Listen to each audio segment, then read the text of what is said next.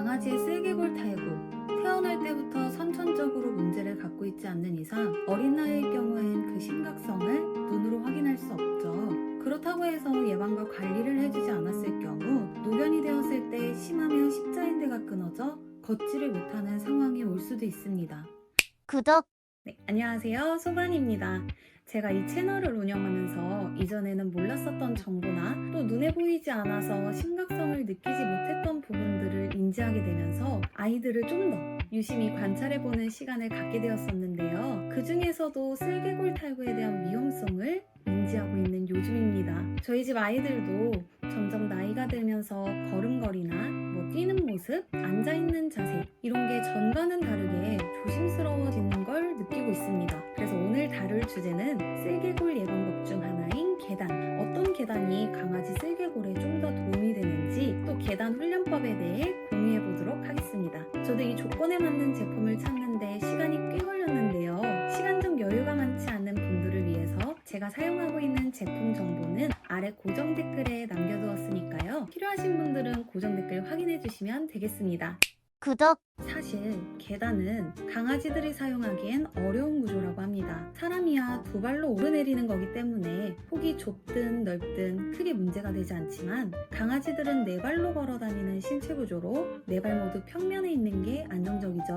그럼 강아지 신체 구조에 맞는 계단은 어떤 걸까요? 적어도 이 5가지만큼은 꼭 확인해 보세요. 첫 번째, 계단형과 슬라이드형. 어떤 제품이 더 안정감이 있을까요? 저는 2가지 형태 모두 사용해 봤었는데요. 슬라이드는 강아지의 발이 수직으로 내려오면 경사 때문에 발이 앞으로 튕겨지는 힘이 발생합니다. 강아지는 안정적으로 내려오기 위해 앞으로 가해지는 힘을 대항하며 내려가야 하기 때문에 관절에 무리가 갈 수 있습니다. 특히 내려올 땐 속도 조절과 균형을 잘 잡아야 하기 때문에 주의해야 합니다. 반면에 계단형은 수직으로 발을 내딛었을 때 앞으로 향해지는 힘이 발생하지 않기 때문에 슬라이드보다 더 안정적으로 내려올 수 있습니다. 계단형은 강아지가 자연스럽게 걸을 수 있는 방식이고 계단 높이와 깊이가 적절할 경우엔 무게가 분산되어 쓸개골의 부담을 덜어줍니다. 관절 건강을 고민하시는 보호자님들께서는 슬라이드 형태보단 계단 형태를 추천드립니다. 두 번째,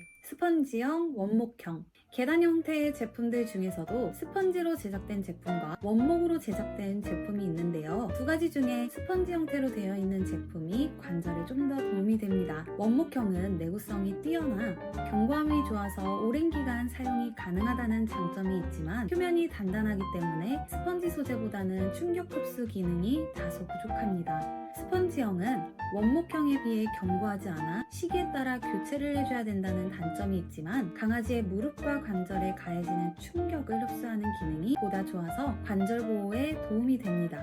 단, 너무 말랑말랑한 스펀지보다는 어느 정도 단단함이 내장된 스펀지형이 도움이 됩니다. 세 번째, 미끄럼 방지 소재. 부드러운 원단의 소재가 아닌 미끄럼 방지를 위해 PU 원단과 같은 소재를 사용한 제품이 좋습니다. 너무 당연한 얘기죠. 하지만 시중에 판매되는 계단들 중에서도 부드러운 소재로 제작된 제품들이 많더라고요. 미끄럼 방지가 되지 않는 표면은 강아지들이 오르내릴 때 불안감을 느낄 수 있습니다. 또 미끄럽기 때문에 당연히 쓸개골에도 무리가 가겠죠? 확실히 부드러운 소재의 원단을 사용했을 때보다 PU 소재의 원단이 미끄럼 방지가 되어 관절에 무리를 덜어줍니다. 네 번째, 기울기와 폭 체크. 폭이 넓고 기울기가 적은 계단인지 체크해주시면 좋습니다. 강아지가 쉽게 오르내릴 수 있도록 진입로는 넓고 위로 올라갈수록 좁아지는 형태의 계단이 강아지들이 더 안정감을 느낀다고 합니다. 강아지의 크기에 따라 다르지만 기울기는 20에서 25도 정도, 계단별 높이는 10에서 15cm가 적당하다고 합니다. 저희 집 강아지들은 주로 중소형견으로 높이 10cm 제품을 사용하고 있습니다. 계단 간의 간격이 어느 정도 확보가 되어 있으니까 겁 많은 푸들도 부담 없이 편하게 오르내리더라고요. 또 높이가 낮으니까 소형견 폼피치도 사용이 가능합니다.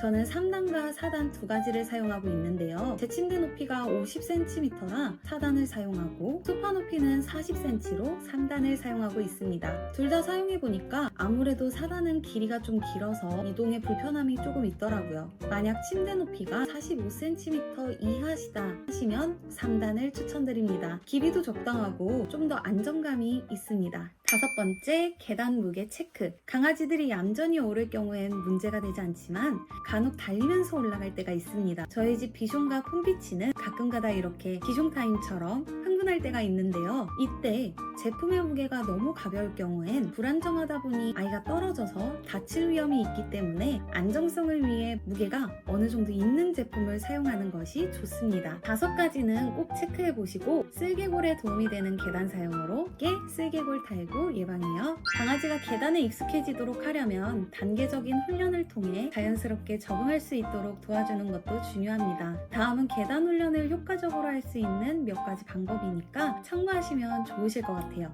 1단계, 계단에 대한 긍정적 인식 심어주기. 계단 주변에서 긍정적인 경험을 만들어주는 겁니다. 계단 근처에서 간식을 주거나 장난감을 가지고 놀며 즐거운 시간을 보내보세요. 계단이 무서운 장소가 아닌 재밌는 장소라고 인식을 심어주는 겁니다. 2단계, 한 계단씩 연습하기. 계단을 처음 사용해보는 아이들은 이 2단계를 진행해주시면 좋습니다. 강아지들에게 한 계단을 오르게 한 후 간식으로 보상합니다. 이 과정을 반복하면서 강아지가 첫 단계에 익숙해지도록 합니다. 한 단계가 익숙해지면 다음 단계로 점진적으로 높여가며 모든 계단을 오를 수 있도록 연습합니다. 3단계, 간식과 장난감으로 유도하기. 계단 중간중간에 간식을 놓아 강아지가 간식을 찾으며 계단을 오르내리게 하거나 강아지가 좋아하는 장난감을 계단 위에 올려놓고 장난감을 향해 오르도록 유도합니다. 훈련 시 주의사항.